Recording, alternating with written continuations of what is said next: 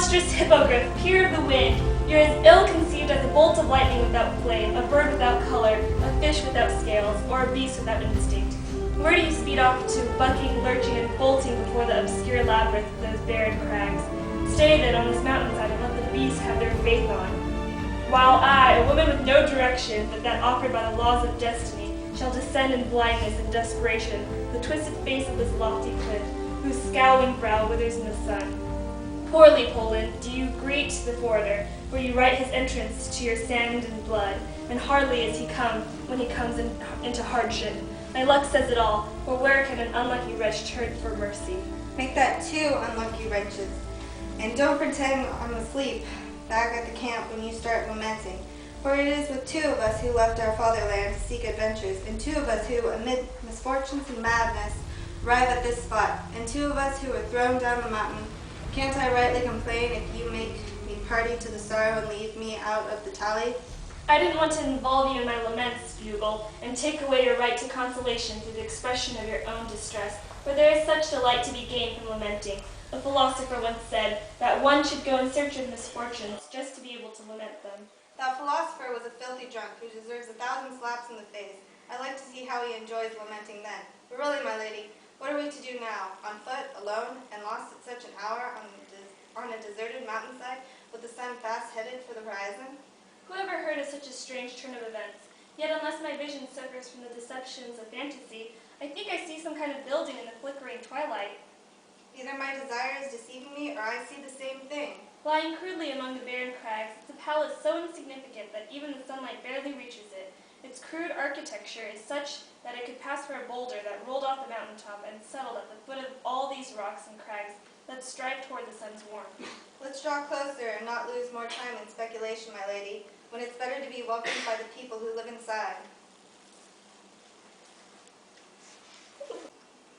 The door, or better yet, the gloomy mouth is open, and from its depths night, conceived inside, issues forth. What's that sound? Heavens! I'm paralyzed, a mass of fire and ice. I hear the sound of a chain. I'll be damned if it's not the ghost of a galley slave. My fear says it all. Oh, what a miserable, unlucky wretch am I. What's that sad voice I hear? I'm confronted with new sufferings and torments. And I with new fears. Bugle! My lady! We must flee the rigors of this haunted tower. I don't have the courage to flee, even if I wanted to. Is there not a faint light in that decrepit glow? That pale star which, in faltering swoons, quivering heat, and fleeting glimmers, makes the dark room even more shadowy with its feeble light?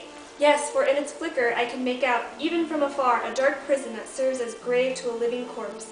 And to my even greater astonishment, clothed in the skins of a beast lies a man bound in chains, and accompanied only by the light.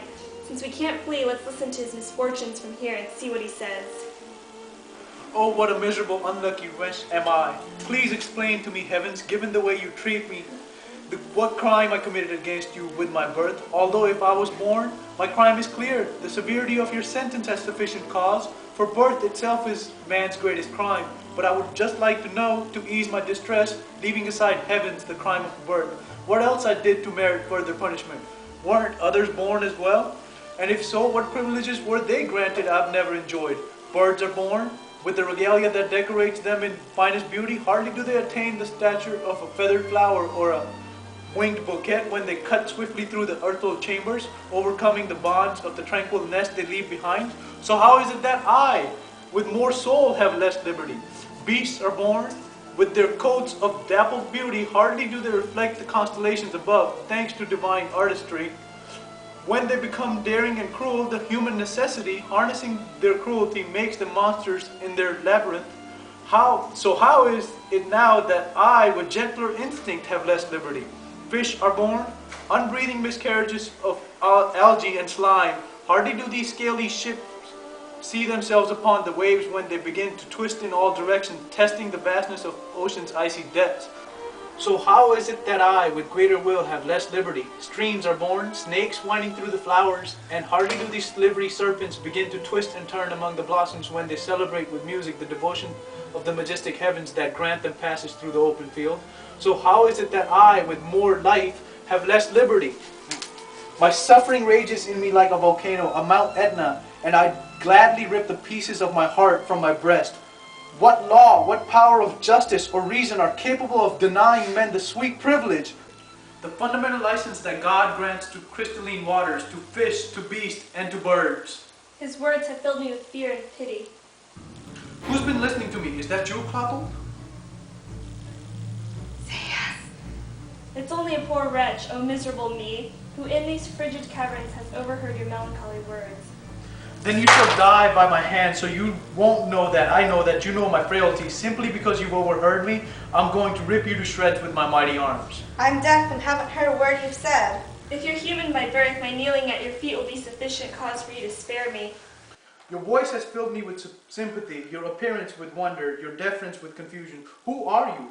For although I know so little here of the world, for the tower is both my cradle and my grave, although since birth, if mine can be called birth, I know only the crude wasteland where I've lived miserably, a living skeleton, a breathing cadaver, although I've never seen or spoken to anyone but the one man who frequents this place and understands my misfortunes and from whom I know of heaven and earth. Although here to give you more reason to be astonished, to call me a human monster, I am amid bewilderment and illusion, a man among beasts, a beast among men. And although amid such grim misfortunes I have studied the art of government through the examples of beasts and the counsel of birds, and have measured the orbits of the gentle heavenly bodies, you alone, you have stayed the agony of my anger, the bewilderment of my eyes, the amazement of my ears. Each glimpse of you increases my amazement, and the more I look at you, the more I desire to look. My eyes must suffer from the dropsy, since although drinking means death, they wish only to drink more, and thus seeing that sight kills me. I'm dying to see. But let me see you and die, for now I've succumbed. I can't imagine if seeing you brings me death, what not seeing you would bring. It would be beyond death. It would be savage, eerie rage and intense grief. Thus, do I qualify its severity, for to give life to an unfortunate wretch is tantamount to giving death to a happy soul.